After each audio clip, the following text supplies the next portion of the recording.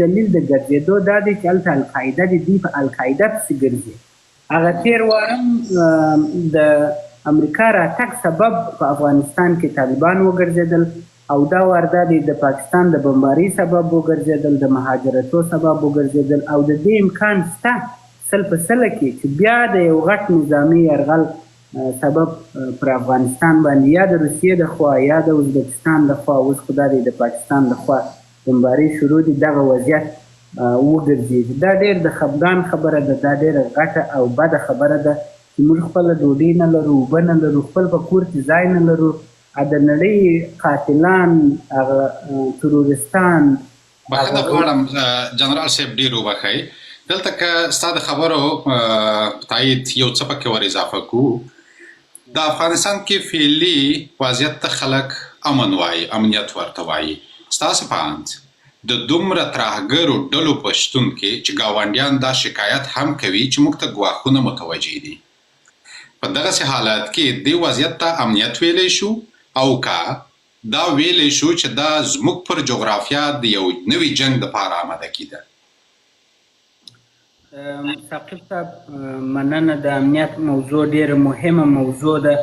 امنیت 5 دانې بخشه لري. یو فزیکي امنیت دی چې ستا اسم په امن کې د مرمۍ څخه، د چپلاخي څخه، د دغه شیانو څخه.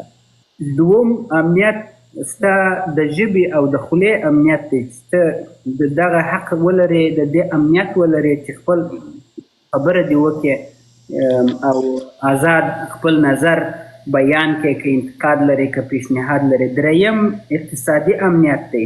کله چې یو انسان وږي هغه په امن کې نه دی، وږه هم سړی وژني. دا اوس 6 میلیونه کوچنیان د سوی تغذي سره مخامخ دي. سوی تغذي معیوبیت دی او معیوبیت په پوهېږي یا دی چې د یو چا پښې پرې سر یې کار نه کوي، بله ایله د جامعې بار ګرځېدلی. او څلورم امنیت ستاسې د صحت امنیت دی. کله چې په یو ځای کې امراض خپاره کېږي او دغه دپاره دوا نه وي، ډاکټر نه وي، لاسنیوی دغه کنټرول یې نه کېږي، هغه ځای په امن کې نه دی. او اخري ستاسې د محیط امنیت دی، د محیط زیست امنیت دی. کله چې یو ځای کې زلزله کېږي، سیل راځي، اوبه مثلا ډېرېږي او خلکو کورونه چپه کېږي، ته برته هغه نه شې جوړولی. هغه خلک ژوند و مال و متاع په امنیت کې نه دی، بنان تاسې نه یاست په امنیت کې. نو په دغه 5 بخشو امنیت کې هیڅ شی په افغانستان کې نشته. ګورئ، طالبان یوازې د فزیکي امنیت بحث کوي، مګم ځوانان چې د کوره راوځي طالبان په چپلاخه وایي، مشران په چپلاخه وایي، خلک بندیانېږي، پر خلکو تجاوزونه کېږي، د خلکو مال وړل کېږي، د خلکو زامن وژل کېږي، ټکول کېږي. دا نه دی امنیت. دا په هیڅ اصول، په هیڅ قاعده او په هیڅ چي کې دا نشته. دا امنیت نه دی، دا د ظلم رژیم دی، د ظلم حالت دی او د اشغال، د سچ اشغال حالت دی. امنیت شی نشته. ډېره مننه جنرال صاحب محترم. وار ورکوو ښاغلي عصمت الله تقدیري صاحب ته. تقدیري صاحب، تاسو لطف وکړئ له محترم جنرال صاحب څخه مو خپلې پوښتنې مطرح کړئ. مهرباني. ثاقب صاحب ډېره مننه. جنرال صاحب ستاسو څخه مننه. زما پوښتنه په دې ډول ده جنرال صاحب، لکه څنګه چې امریکا په 2025 کال کې د ډونالډ ټرمپ په مشرۍ باندې یو نوې دورې یا پړاو ته داخلېږي، د دې پایلې به پر جمهوریت او اماراتو باندې څه وي؟ مننه. تقدیري صاحب، بالکل په امریکا کې انتخابات وشوله، یو نوی ټیم برنده شو او هغه د ډونالډ ټرمپ ټیم دی او دا د افغانستان دپاره خامخا تاثیرات لري. هغه شی چې موږ وینو یو امیدواري ده، او امیدواري دا ده چې د ټرمپ په ټیم کې ډېر هغه خلک راغلي دي چې د افغانانو سره ډېر مینه لري، د افغانانو سره یاري و انډیوالي لري، شخصا زموږ سره لري او د نظامیان سره ډېر نږدې کار کړی دی. بله ورځ دلته یو مشر ما ولیدی، د ټرمپ په ټیم کې د یو بخش وزیر ټاکل کیږي. برای د یو حاجي صاحب پوښتنه وکړه، ول ما په غورک کې وظیفه اجرا کړې د کندهار.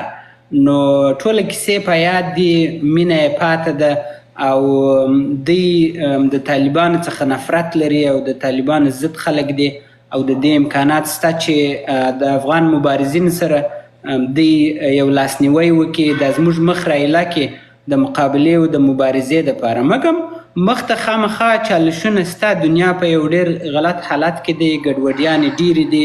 نو موږ باید خپل کوشش وکړو چې د دغه وضعیت څخه افغانان خپله ګټه واخلو، او دغه پالیسي چې د امریکا تبدیلیږي تغییریږي، دا باید موږ داسې تبدیل کړو چې د افغانانو په ګټه په نفع باندې. د امریکا پالیسي چې تبدیلیږي د طالبانو پر ضد، شاید د طالبانو 100% کې په ضد مګم امکان لري چې زموږ هم په ګټه نه نه.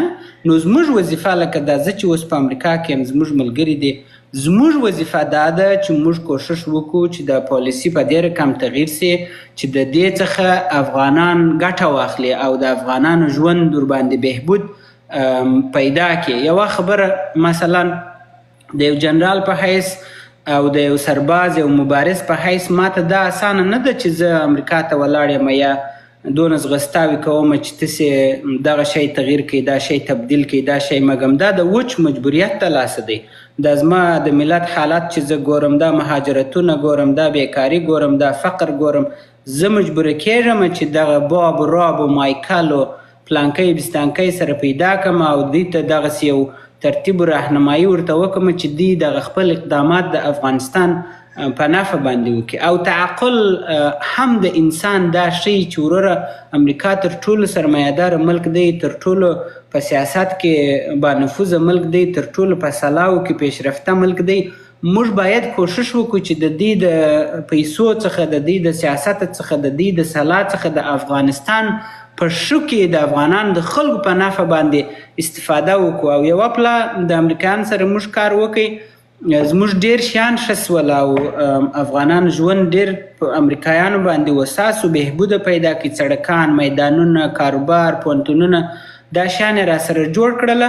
نو موږ غواړو چې هغه رقم ګټه جندي واخلو، نه چې مثلا موږ دا کوشش لرو چې امریکا برته راسي. قطعا زه د امریکا د راتګ مخالفه یم افغانستان ته، او بار بار موږ دا ویلي دي، دا واضح کړی ده چې وروره انډیوالي و شراکت سره کوو. شریکان به داسې یو چې ته به په یو شي کې سرمایه گذاري کوې، زه یې په بل شي کې کوم، مشترکاً په دا منطقه کې موږ تاسې انډیوالي کوو، په شرط د دې چې هغه څه چې موږ ته ضرورت دی هغه تاسې موږ ته رادغه کړي. مفت انډیوالي موږ د چا سره نه کوو.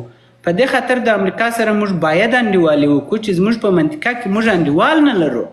خو هغه دوه دانې مملکتونه چې معنا یو انډیوالي ورسره کېدای سوه، یو ایران دی، یو پاکستان دی، دواړه زموږ دشمنان دي، دواړه زموږ مخالفین دي. تاجکستان او ازبکستان هغه بیچارهګان ځان ته ایران دی، هغه چی نسي کولی. نو موږ یې نه کولې دغه بې ځایه بې مورده خیزونه او جمپونه ووهو. وروره زموږ ملت د فقر په حالت کې دی، دوا نه لري، ډوډۍ نه لري، اوبه نه لري. کوشش باید وکړو چې دغه شیان ورته تامین کو، او کله چې دغه اساسي بنیادی مسایل تامین سول، بره نور کارونه هم کوو، بره نور مسایلو ته هم لاس وراچوو. قربان مننه جنرال صاحب. ډېره مننه. ښاغلی تقدیري صاحب، تاسې کومه بله پوښتنه لرئ؟ نه، خواهش کوم کوشش کوو چې نورو دوستانو ته هم وخت ورکړو. ډېره مننه. یو کار به داسې وکړو، زه به له یو دوه نورو دوستانو هم پوښتنې راواخلم، جنرال صاحب ته به یې کېږدو، بیا به له هغه وروسته هغه مزدلفه کاکړ ته وخت ورکړو چې هم هغه خپله پوښتنه وکوي، هم به د هغه دپاره د نورو دوه ملګرو چې کومو خبرې کړي وي، پوښتنې کړي وي، هغه به ښکته ویسو. نور کسان به راپورته کړو چې هغه د خویندو له برخې دي، هغه به له جنرال صاحب څخه بیا پوښتنې وکړي. او یوه هیله به مې دا وي د ملګرو کې که هر څوک په دري ژبه پوښتنه کولی شي، دا لطف دې وکړي په دري ژبه دې پوښتنه وکړي، تر څو جنرال صاحب په دري ژبه ورته ځواب ورکړي، ځکه جنرال صاحب د ټولو دی او همدغه دوه ژبې زموږ د وطن رسمي ژبې دي. پر دواړو که ځوابونه ورکول شي، ممکن د ناستو کسانو کې ځینې داسې وي چې پر پښتو ډېر تسلط نه لري. نو زما وړاندیز به دی چې ځینې ځوابونه جنرال صاحب پر دري ورته ورکړي. که چا پوښتنه پر پښتو وکړه هم جنرال صاحب د لطف وکړي یو دوه درې کسانو ته د اقل په دري ژبه ځوابونه ورکړي. جنرال صاحب په بښنې سره که ډېره درته سخته نه وي، دا یو لطف بیا وکوئ. قربان مسم ثاقب صاحب، موږ د دري د غم لرو، د تاجک ورونو څخه موږ په لایف کې ګډونوال لرو. منتظر یې چې کله دغه دوه کسان چې خپلې پوښتنې خلاص کړي بیا هغه راپورته کوو. مننه. ډیره مننه. اوس به راشو همداسې سردار ورته به نوبت ورکو. ښاغلی سردار ور به خپلې پوښتنې له جنرال صاحب څخه مطرح کړي، ورپسې به بیا یو بل ملګری هم راواخلو، بیا به دوی ته اجازه ورکړو، خویندې به راپورته کړو، بیا به مزالفه کاکړ دا لایف مخکې ویسي ورسره. سردار ور مهرباني لطف وکړئ. د لوی خدای جل جلاله په سپېڅلې نامه ډګروال محمد ظاهر تقریم د مخکني جمهوري نظام یو تن ساتونکی. سلام و احترامات دي ښاغلي جنرال صاحب، سمیع سادات د افغانستان د متحدې جبهې مشر ته، د ګروپ ملګرو او اورېدونکو ته وړاندې کوم خدای دې وکړي ټول جوړ او روغ اوسي.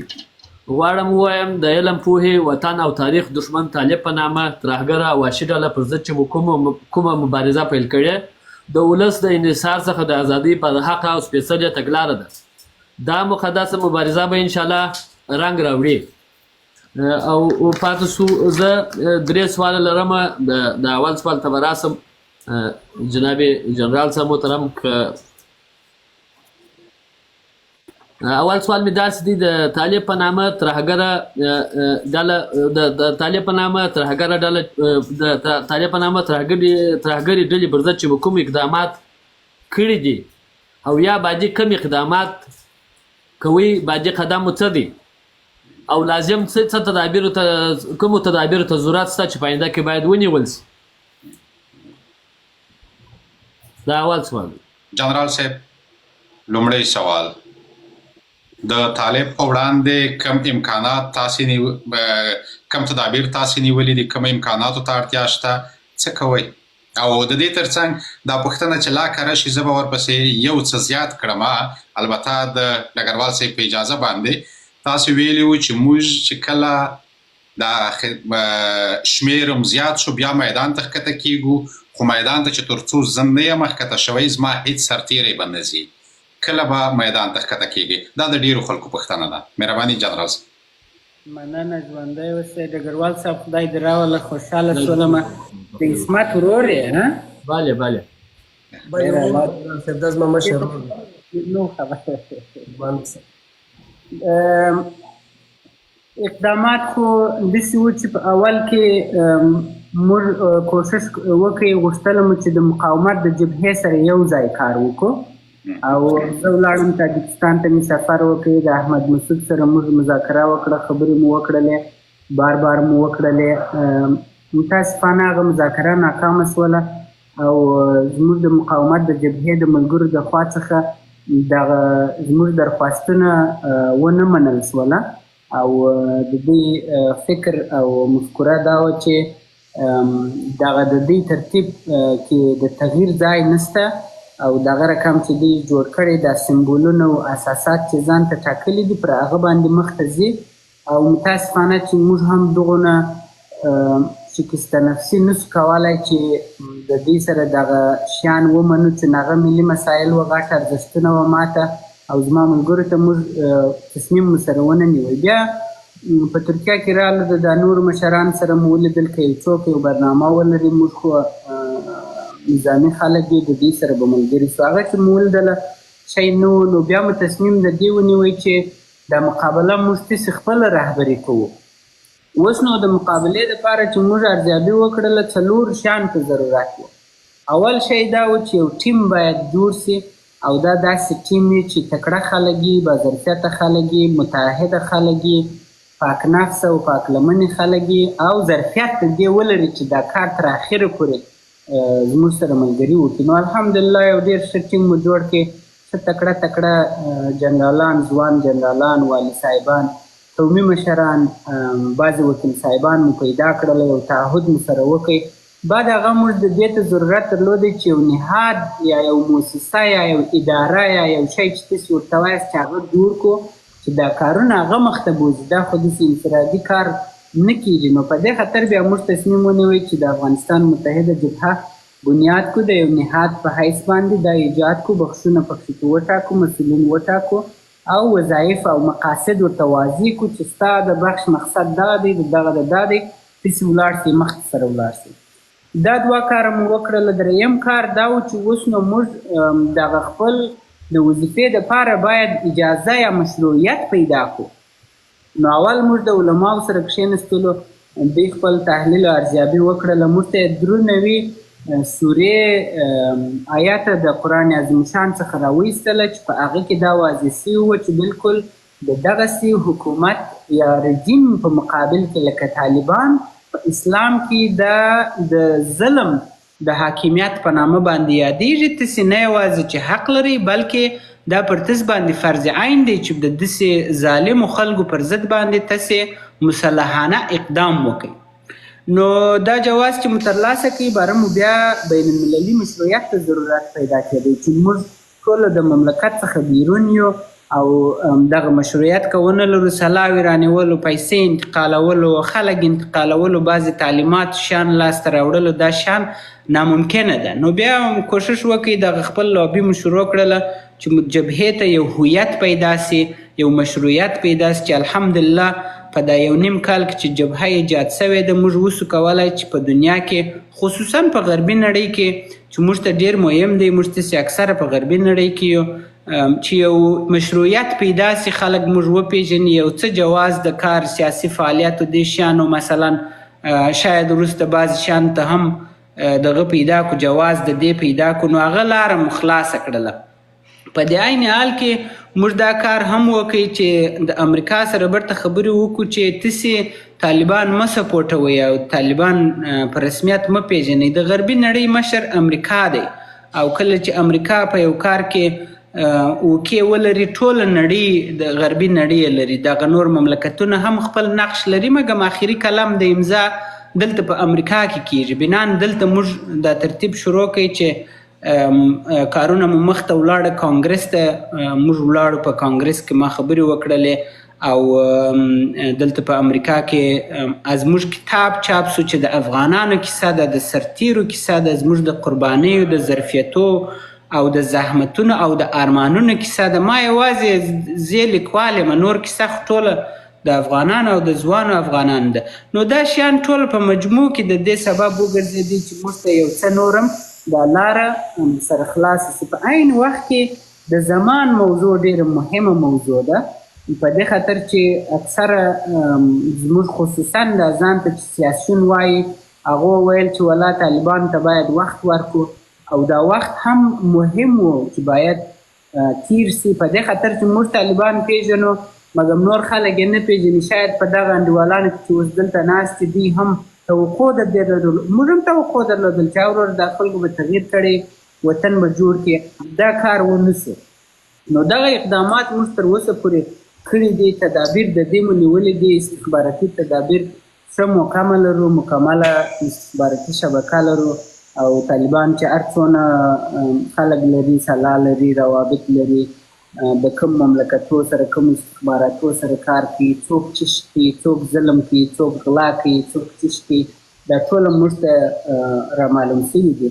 او نور اقدامات اوس نو یو څه سیاسي اقدامات پاتې دي، د هغه بعد بیا نظامي اقدامات دي او د هغه خبره ثاقب صاحب چې ما کړې وه، دا واده مې کړې وه، زه د میدان د محاربې سره بیګانه سړی نه یم. زما ټول عمر مې چې زه ځوان سوی یم په میدان د محاربت تېر سوی دی او ډېر په عشق او په مینه ما د افغانستان لپاره مقابله کړې ده او په عشق او په مینه به بیا زه جنګ کوم او د ازادۍ لپاره به یې کوم او بالکل به یې کوم. بعض وخت چې رښتیا درته وایم د زړه خبره مې وایم ډېر مې نفس تنګ سي چې وایم ولاړ سم بلا کار شروع کړم، خو بیا دغه ضرورت دې ته وګورم چې ښه دا ټوله جبهه، دا ټوله تغییر راوستل، د وطن ازادي، د وطن دغه ډوډۍ رسول او برته یو حکومت جوړول، دا شیان خو ټوله ډېر اقدامات غواړي او دغونه حوصله او وخت غواړي. نو دا هم باید فعلا د دغه جریان مشر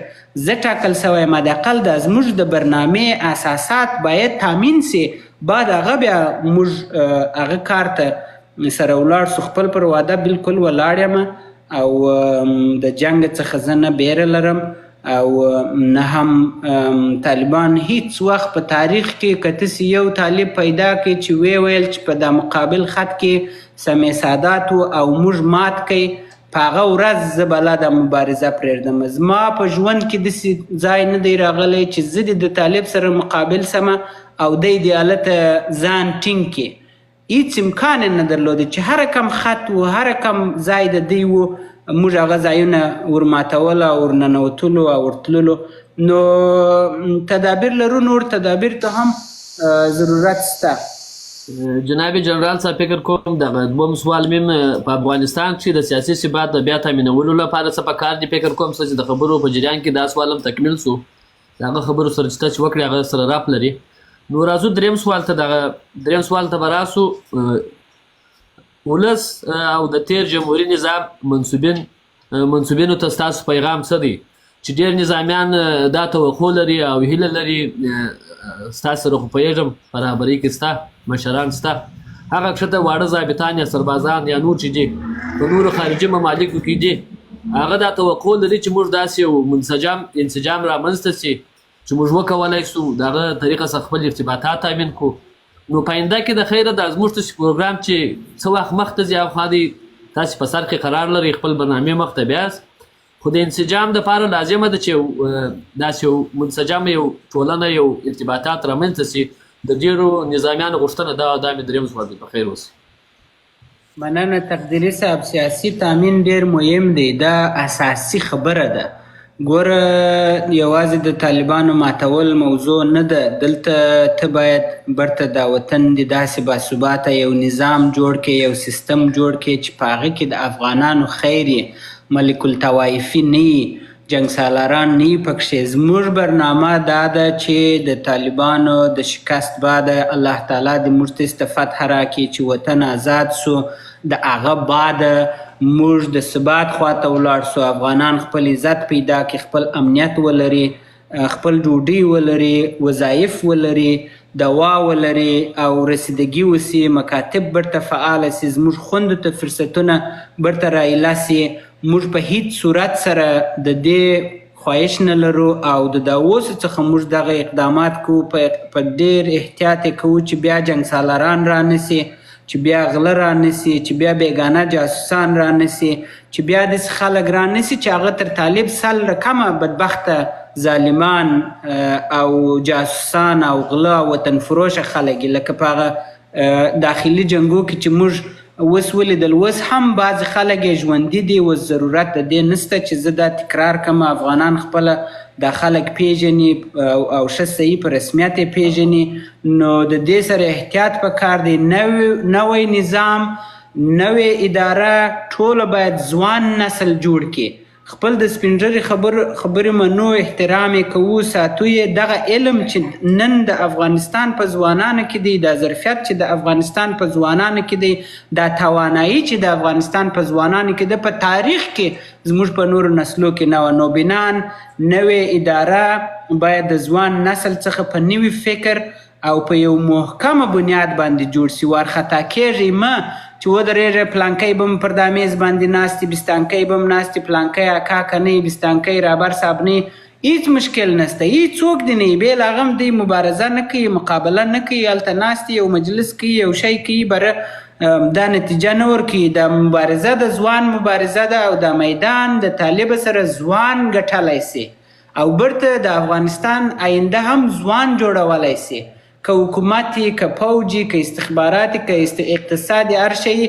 زما خواهش دغه شی دی. زه هیڅ وخت دې ته مبارزه نه کوم، نه په متحده جبهه کې زموږ یو مشر د دې دپاره مبارزه کوي چې موږ برته قومي خلک راولو یا مثلا سمتي خلک راولو یا مذهبي خلک راولو.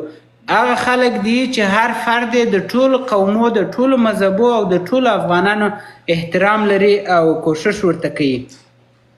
تقدیري صاحب پیام مې ټول سربازانو ته او ولس ته دا دی چې په دې کې شک مه لرئ چې افغانستان اشغال دی او افغانستان یو آزاد ملک نه دی، افغانستان اشغال دی او طالبان اشغالګر دي، طالبان زموږ دشمنان دي او د دې اشغال د خاتمې دپاره باید موږ اقدامات وکړو او د اشغال خاتمه یوازې او یوازې د سلا په زور باندې کیږي. مګم د اشغال د خاتمې د زمینه سازی دپاره سیاسی فعالیت، مدني فعالیت او اقتصادي فعالیتو ته هم سخت ضرورت شته. هر ځوان په هر ځای کې چې دی کیدای سي چې یو مبارزه واوسیږي. لکه دغه څو نفره چې په سکرین کې زه ګورم تاسې ټوله مبارزین یاست. مبارزه یوازې دا نه ده چې کلاشینکوف راواخلي یو څوک په مرمۍ باندې وولې.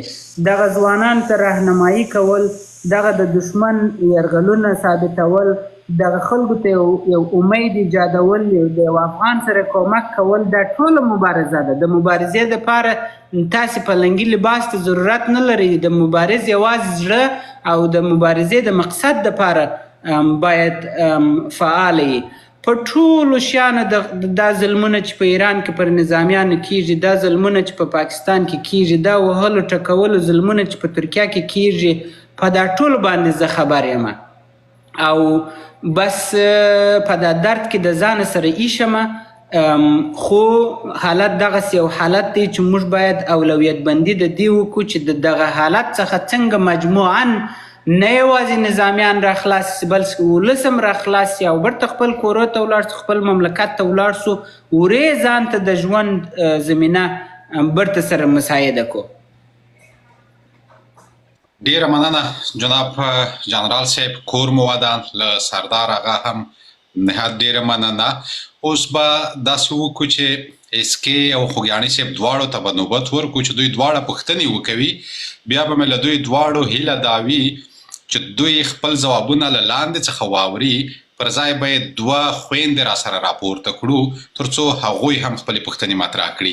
اسکې خان لومړی تاسې مهرباني وکړئ، تاسو پسې به خوږیاڼي صاحب ډایرکټ خپله پوښتنه وکړي او دا دواړه پوښتنې به موږ را سره راواخلو او جنرال صاحب به دواړو ته په یو ځای ځوابونه ورکړي. شرافت صاحب لاړ، اسکې مهرباني. اول خو سلامونه. زما پر ځای خوږیاڼي ته چانس ورکړه د جنرال صاحب اکاونټ چې دی تلیفون یې چارج خلاصي او هغه بل اکاونټ به راپورته کړو تر څو چې دی سوالونه کوي او جنرال صاحب خپل اکاونټ به راپورته کړو چې دی موبایل چارج خلاصي. یا زما موبایل چارج نه خلاصي. کوم جنرال یادوي؟ او بابا که تا ته ولې اسکې وایي ته ولې د خپل نوم نه یادوې؟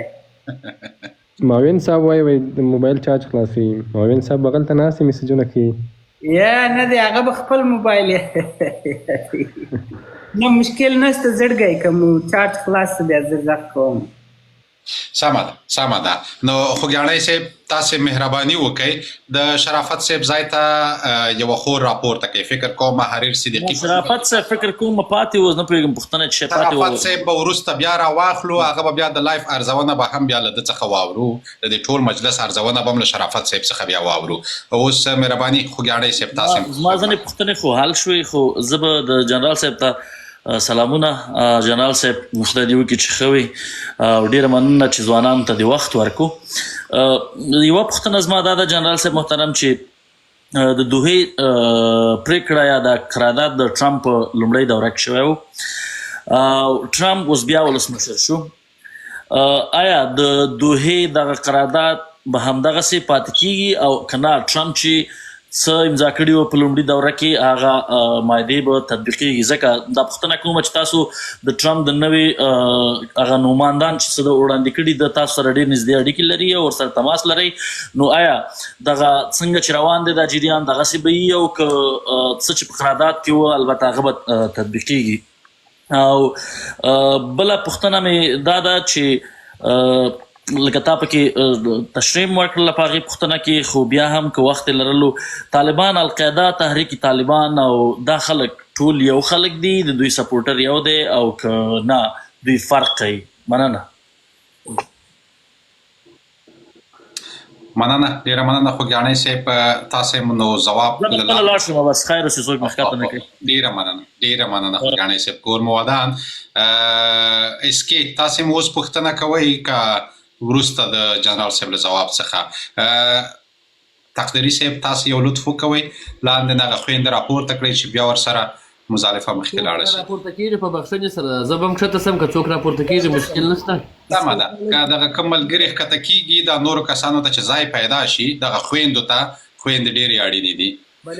فکر کوم د حیا خور په نوم هم یوه خور ده، هغه هم پوښتنه لري، پوښتنه یې له ما سره شریکه کړه، هغه هم که ممکن و هغه هم بیا در سره راپورته کړئ. د اسکې خان ته به هم نوبت ورکړو. جنرال صاحب بخښه دي که د ده نوټ هم ونیول سي بیا به دی هم ښکته سي، پر ځای به یو بل زموږ ستاسې ملګری راسي. د خوږیاڼي صاحب پوښتنې خو ما هم را سره نوټ کړي، جنرال صاحب هم اسکې خان به هم واورو، بیا به دا هم ورسره ښکته کړو. مهرباني اسکې خان. اول خو سلامونه ټولو ته خدای دې وکړي چې روغ او جوړ اوسېږي. زما اوله پوښتنه د جنرال صاحب څخه دا ده چې تاسو د جبهې یا د افغانستان لپاره د ایران او پاکستان سره اړیکې باید څه ډول وي؟ او دوهمه د افغانستان لپاره ستاسو بهرنی سیاست نهایي اهداف مو څه دي؟ دریم ستاسو د ځوانانو لپاره د سیاسي مشترکات هڅولو لپاره